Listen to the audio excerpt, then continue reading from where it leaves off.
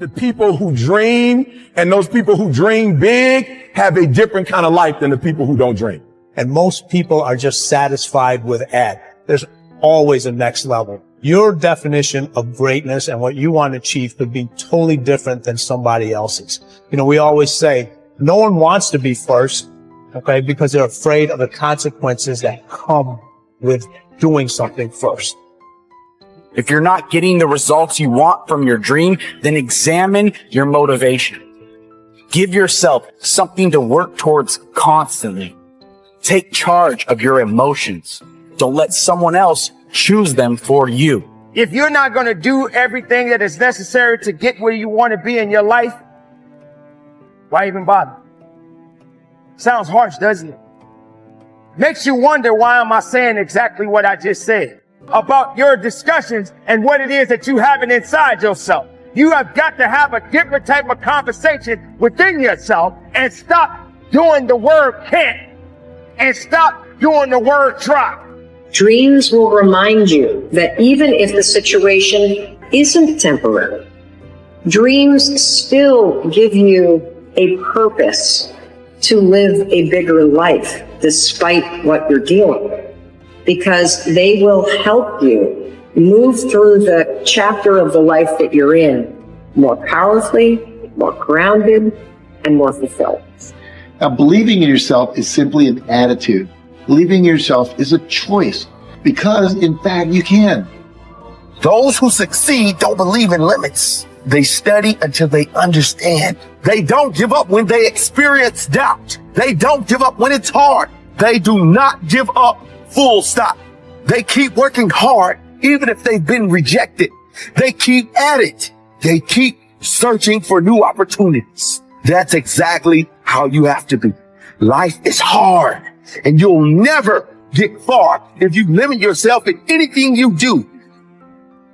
Stop wasting your time making excuses and blaming other people. You need to set goals and pursue them, but you got to set goals and create pressure and get some support until you get there.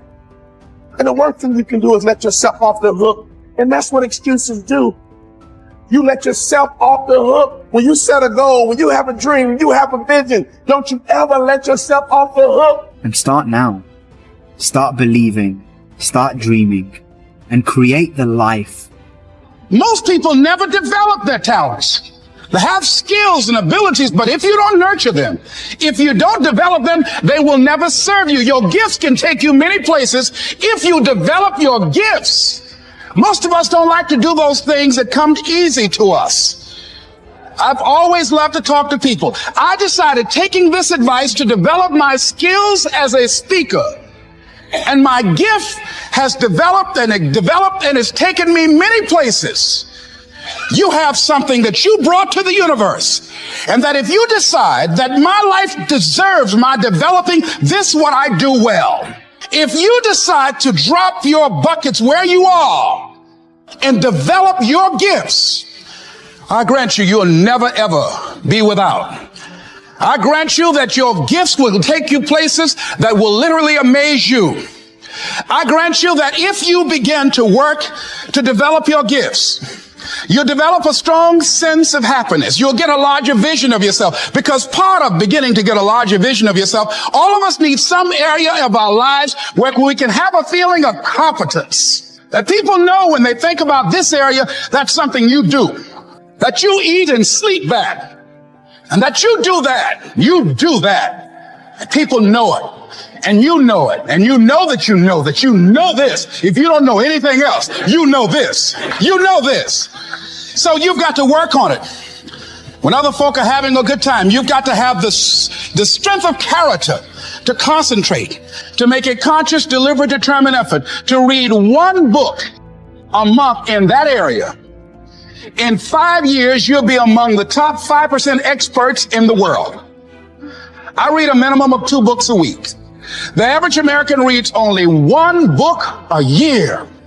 If you decide that area that you love, that you are going to master that particular area, in this era of accelerated change, overwhelming complexity, and tremendous competition, As you begin to develop and expand your skills and your talents and your vision of yourself, you will always be in control of your destiny. Have better lives, enjoy greater fulfillment and satisfaction, have happier relationships, and contribute more to their communities. Others will not. The most important single quality that you can develop in a time of rapid change is the quality of flexibility. The opposite of flexible thinking is fixed or mechanical thinking. The opposite of approaching life with an open mind is to react automatically and predictably in every situation. The opposite of flexibility is an unwillingness to change in the face of new information or circumstances. The quality of flexibility is therefore essential if you want to do and have more than the average person. Today, perhaps the most important factor affecting your life is the speed of change. We are living in an age where change is taking place at a faster rate than ever before in human history. And if anything, the rate of change is increasing, year by year. Change is coming at us from all sides in so many different ways that it is often impossible to anticipate what might happen next. By its very nature, change is unpredictable, often forcing us to scrap our very best plans and ideas overnight as the result of a completely new and unexpected development coming from a new and unexpected direction. As a result, we have to remain flexible in our thinking and in our possible courses of action. You must learn to say to remain flexible is, I made a mistake. It is amazing how much time, energy, and money is wasted because someone's ego is so large that they will not admit they have made a mistake. From then on, everybody can get on with resolving the problem or achieving the goal. But as long as a key person is unwilling to admit that he or she has taken the wrong course, everything comes to a stop. We have seen this repeatedly in national politics, where the failure of a single person to admit a mistake or blunder has led to tremendous waste of time and energy for everyone involved, and often for the entire nation. Here is the most important rule of flexibility. Be clear about your goal, but be flexible about the process of achieving it. Always be open to the influence of your superconscious mind. Remain sensitive to the possibility of serendipitous and synchronous events. Be open to ideas, inspirations, and inputs from other people.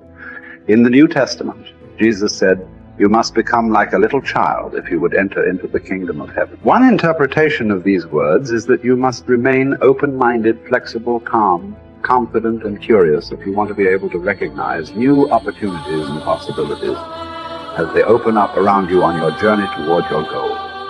Resolve to remain flexible and open no matter what happens. Remember, there is almost always a better way to accomplish any task or to achieve any goal.